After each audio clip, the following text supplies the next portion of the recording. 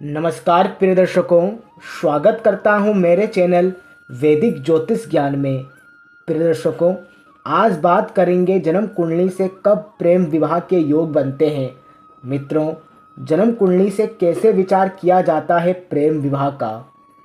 प्रिय दर्शकों, आप मेरे चैनल पर नए आए हो तो ज्योतिष संबंधित और वीडियो देखने के लिए चैनल को लाइक, शेयर और सब्सक्राइब जरूर करें। मित्रों, प्रेम विवाह का विचार करने के लिए सबसे पहले देखना होता है लगन जो आप है। फिर देखना होता है पंचम भाव से भावनाओं का विचार, बुद्धि का विचार किया जाता है। इसी के साथ चतुर्थ भाव जो माँ का घर है, और चतुर्थ भाव से ही धोखे का विचार भी किया जाता है।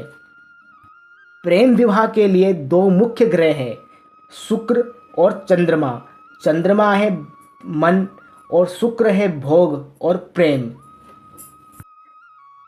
प्रिय दर्शकों, पहले आपको बताता हूँ प्रेम विवाह में कब परेशानी आती है। प्रिय दर्शकों, अगर पंचम भाव का स्वामी छठे, आठवें और 12वें भाव में जाकर बैठा हो, इस अवस्था में प्रेम में धोखा प्रेम विवाह तक नहीं पहुँच पाता। यह मैंने मेष लगन की कुंडली बनाई है।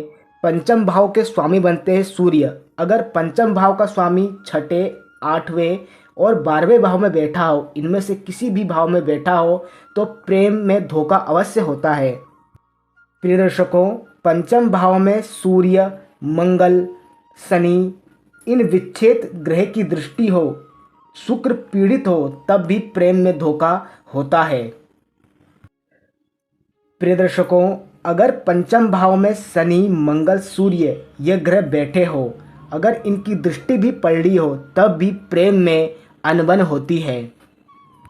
अगला सूत्र है प्रिय दर्शकों, अगर पंचम भाव पाप कर्तरी योग में हो, अगर पंचम भाव के दोनों साइड पाप ग्रह बैठे हो और शुक्र भी पीड़ित हो, तब भी प्रेम में परेशानी आती है। प्रिय दर्शकों, अब आपको बताता हूँ प्रेम विवाह के योग कैसे बनते हैं जन्म कुंडली में। पहला सूत्र है, अगर लगन का स्वामी कोई शुभ ग्रह हो और वह सप्तम भाव में जाकर बैठा हो, ऐसा जातक प्रेम में कामयाब होता है और ऐसे जातकों का प्रेम विवाह अवश्य ही होता है। प्रिय दर्शकों, यह मैंने वृषभ लगन की कुंडली बनाई है और लगन के स्वामी बनते हैं शुक्र, जो सप्तम भाव में जाकर बैठे हैं। लगन का स्वामी कोई शुभ ग्रह हो और वह सप्तम भाव में जाकर बैठे, ऐसे जातकों का प्रेम विवाह होता है।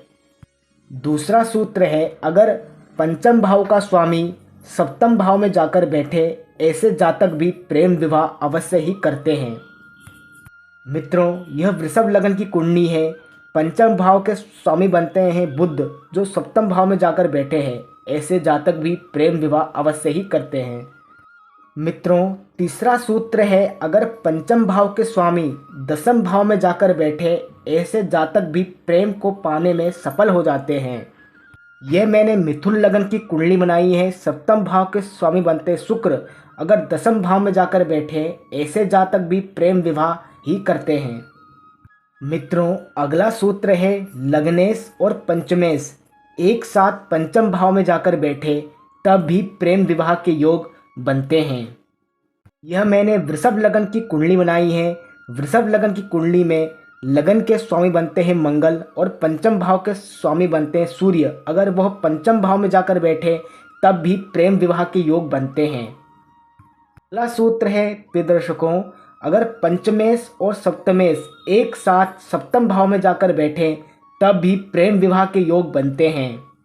यह मेष लगन की कुंडली है। मेष लगन की कुंडली में पंचम भाव के स्वामी बनते हैं सूर्य और सप्तम भाव के स्वामी बनते हैं शुक्र, जो सप्तम भाव में जाकर बैठे, तब भी प्रेम विवाह के योग बनते हैं। प्रिय दर्शकों, अगला सूत्र है, शुक्र मंगल की युति किसी भी भाव में हो, तब भी प्रेम विवाह के योग प्रबल बनते हैं। प्रिय दर्शकों, अंतिम सूत्र है, अगर पंचम भाव का स्वामी और सप्तम भाव का स्वामी परिवर्तन में हो, तब भी प्रेम विवाह के योग बनते हैं।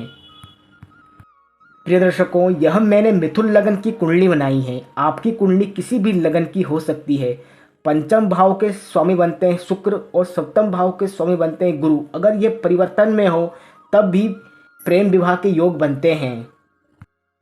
प्रिय दर्शकों, मैं आशा करता हूँ आपको यह वीडियो पसंद आई होगी। ज्योतिष संबंधित और वीडियो देखने के लिए मेरे चैनल को लाइक, शेयर और सब्सक्राइब जरूर करें।